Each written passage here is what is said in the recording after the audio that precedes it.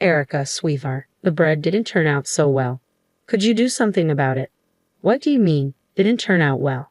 Maybe we need a better oven, love. I've seen some great ones for sale lately. Okay, I'll discuss it with Mrs. Stacy. My name is Erica Walson, and I'm 35 years old. I work from home as a full-time Forex trader.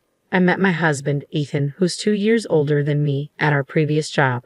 We were both employed at a small mail order business. Ethan in the pet food department and I in customer service for the cosmetic department. The job was challenging, often requiring us to stay late and catch the last train home. However, we always looked forward to our weekly drinks with the same group of coworkers after those long nights. Back then, we worked overtime day after day, finding little joy in life. Despite earning decent money, we had no time to spend it, and our only solace was our nightly drinking sessions. It was during these gatherings that my husband, who was part of our group, and I started dating. We got married 3 years ago. After we got married, I quit my job and stayed home for a while. During this time, I discovered Forex trading. I immersed myself in learning, buying several books, and gathering a wealth of information online. It was a challenging journey to become a Forex trader. I invested in a computer for trading, opened a trading account, and dedicated several months to studying Forex, practicing with demo trades, and trading small amounts of money. Eventually, I developed my own style and began earning consistently. However, my in-laws who live with us don't understand my job at all. Last year, my father-in-law retired. They were living on their own in public housing, and my husband, concerned about their financial situation, invited them to move into our 3-bedroom condo. I pay the rent for our condo. When I first started with Forex trading, my husband was still working, and we managed to get by. Once I began earning a steady income from Forex, I took over paying the rent and covering our living expenses. Dad, Mom, Erica is taking care of all our living expenses, so please feel at home, my husband said.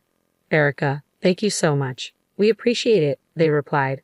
And that's how our life with my in-laws began. I don't do any household chores at all because we have a housekeeping service that handles everything. Mrs. Stacy, the woman in charge, is an excellent cook and takes care of all the other chores perfectly, which is a huge help. This allows me to focus on studying Forex and sharing my earning strategies on blogs and other platforms instead of doing housework. However, my in-laws aren't happy with this arrangement. Initially, when they moved in, they were modest and grateful. But after 2 months, they started complaining. Why doesn't the daughter-in-law do any housework even though she's at home? Is it really a job to just sit in front of the computer all day?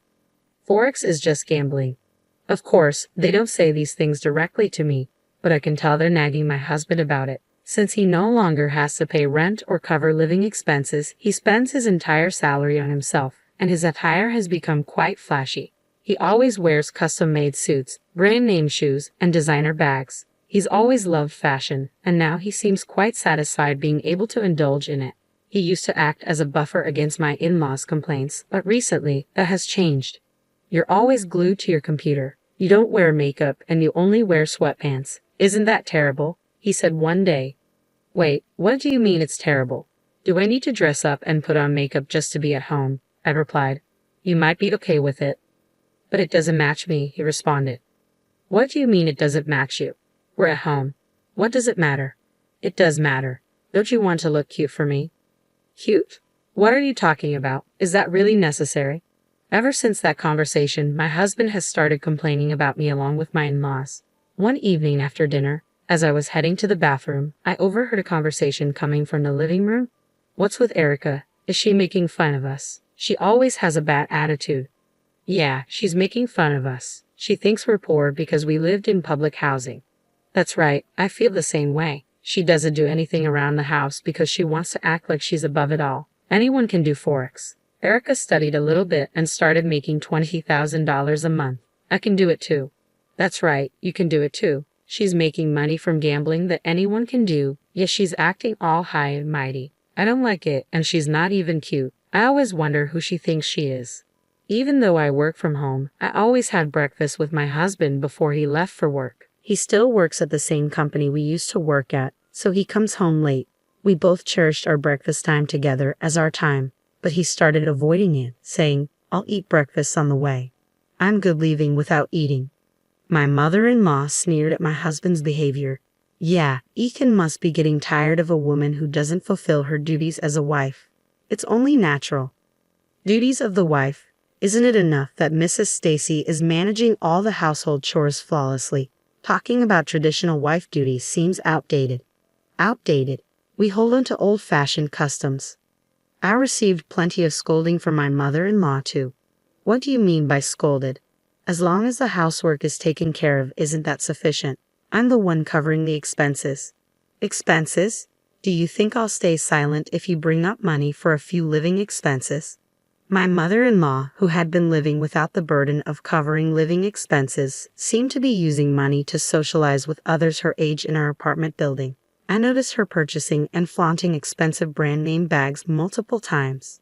Similarly, my father-in-law was investing his entire pension into his golf hobby. I even spotted a new set of golf clubs in our hallway. Meanwhile, I was the one footing the bill for rent and all other living expenses. I couldn't fathom what these people were up to. With my in-laws having nowhere else to go, I had no choice but to endure it. About a month after Ethan stopped having breakfast with me, his business trips became more frequent. He claimed to be involved in a new business venture, considering importing LEDs from Korea, which led to a significant increase in his trips there. He mentioned another trip scheduled for the upcoming weekend. During one of Ethan's absences, I decided to have lunch with my friend Lily at a nice Italian restaurant we had previously visited with Ethan. However, to my surprise, I spotted him there, despite supposedly being on a business trip to Korea. Lily and I were enjoying our wine when she pointed him out, saying, "Isn't that Ethan?" I turned to see Ethan leaving the restaurant with another woman. "That can't be him, can it? He's supposed to be in Korea?" I muttered, bewildered. Lily tried to dismiss it, but it was undoubtedly Ethan. He appeared to be spending the weekend with another woman while claiming to be on a business trip. The woman was petite and exuded a youthful charm. She seemed to be in her early 20s, much younger than Ethan, who is 37. I recalled Ethan asking me, "Don't you want to look cute for me?" It became evident that Ethan was being unfaithful, so I decided to hire a private detective to investigate him on Monday. Additionally, I noticed an increasing number of packages addressed to my mother-in-law being delivered. "Are you buying more things, Mother?" I asked. "Do I need your permission?" she retorted. "No, that's not what I meant." It appeared that my mother-in-law had developed a penchant for online shopping, indulging in more brand-name bags and accessories. With the proliferation of counterfeit products online, I wondered if she was aware of the risks. Sure enough, one day while Ethan was at work and I was in my room working, she approached me and said, "I need your opinion on something." "What is it?" I asked. "Come with me," she urged. In the living room, she had opened a package. I purchased 5 bags because they were on sale, but they appeared to be counterfeit. "You have to be cautious when shopping online, especially for branded items," I advised. Upon inspection, it was clear that the items were indeed counterfeit. I couldn't help but wonder how much she had spent on these knockoffs. "What should I do about this?" she asked me. "You should attempt to negotiate a return with the seller," I suggested. She tried contacting the seller but struggled to find their phone number. When she finally did, it turned out to be disconnected. Emailing them proved futile as well, with no response. In the end, she had paid a total of $3,000. The e-commerce website seemed legitimate at first glance, but it offered brand-name bags at unrealistically low prices. Since she had paid via bank transfer, she couldn't seek recourse through her credit card company, and the site had a strict no-cancellation policy. Mother, it's crucial to exercise caution when purchasing brand-name items. If they're unusually inexpensive, chances are they're fake. Please consider that before making impulsive purchases solely based on price. "You're such a nag," she retorted. Feeling futile in the conversation, I retreated to my room to resume my work. However, on Sunday after dinner, my father-in-law unexpectedly confronted me about my involvement in Forex. He had learned about it while golfing with his former colleagues the day before. "I've heard that Forex is a scam. Are you deceiving people to earn money, Erica?" "What?" I exclaimed, taken aback.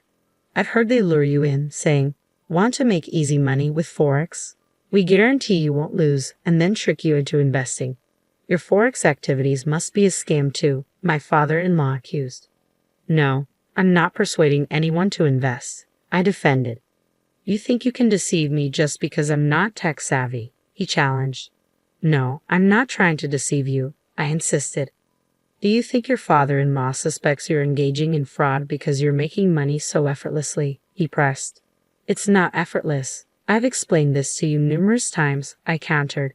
You're raking in all this cash with minimal effort. Naturally, it seems easy. Meanwhile, I'm toiling away at the company, striving to develop new ventures, he lamented. What? Are you suggesting I give up Forex? If I do that, how will we afford anything? We won't be able to cover the rent, I protested. I can cover the rent, at least, my husband interjected. They failed to realize that our entire lifestyle here is sustained by my earnings as a full-time Forex trader. Yet my in-laws and husband persist with their opinions. The following day, the results of the infidelity investigation I had commissioned for my husband arrived. As expected, he was guilty. He had been having an affair with a woman 12 years his junior, aged 25. She was a colleague who joined the company after I resigned, so I didn't recognize her. However, it seemed he had indeed traveled to South Korea for business on several occasions. I spent the next few days grappling with the investigation's outcome. How should I confront this? It's inevitably leading to divorce. That evening, after Stacy from the housekeeping service had prepared dinner and departed, my mother-in-law broke the tense silence. Erica, after discussing it with Ethan and your father-in-law, we've come to a decision.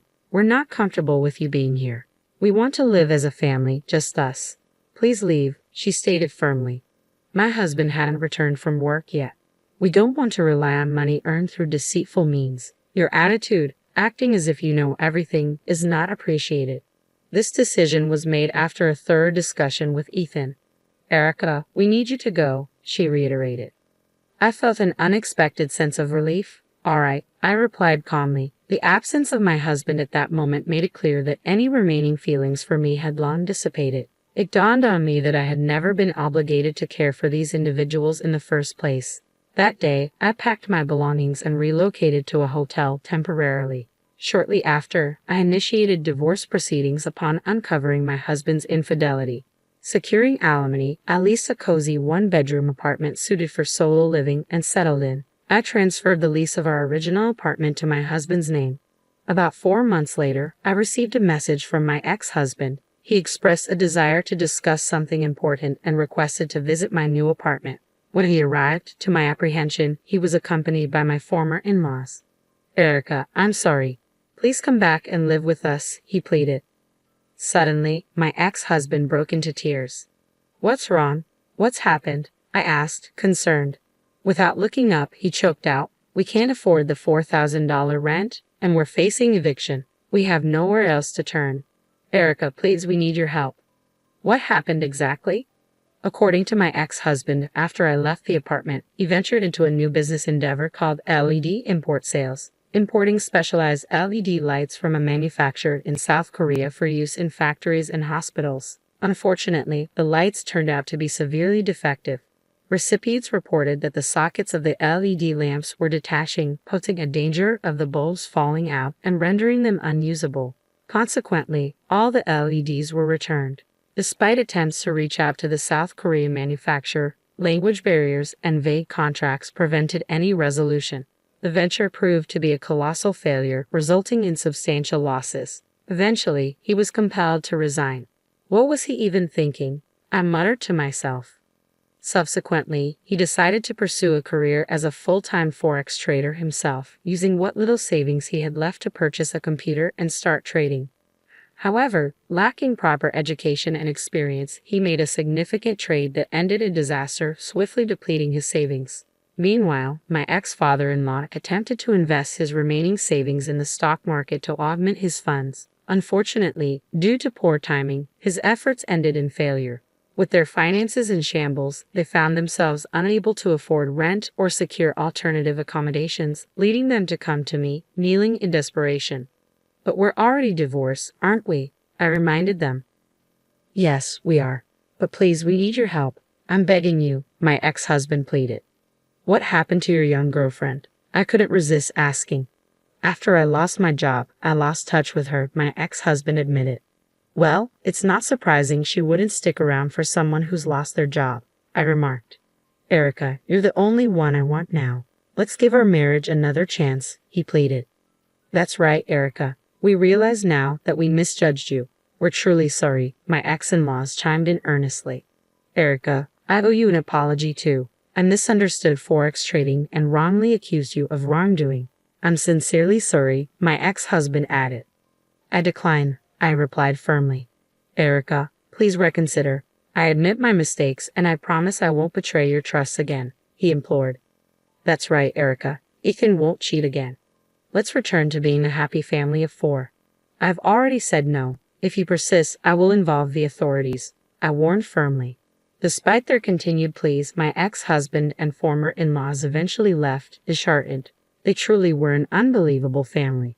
Following their departure, I received several more desperate calls from my ex-husband, all pleading for reconciliation. Each time, I firmly declined. I no longer cared to know what became of them. As I continued my solitary work as a trader from home, I began to feel the desire for companionship. After consulting with my friend Lily, she offered to introduce me to someone. Tomorrow, I have a meeting arranged with Lily and this individual.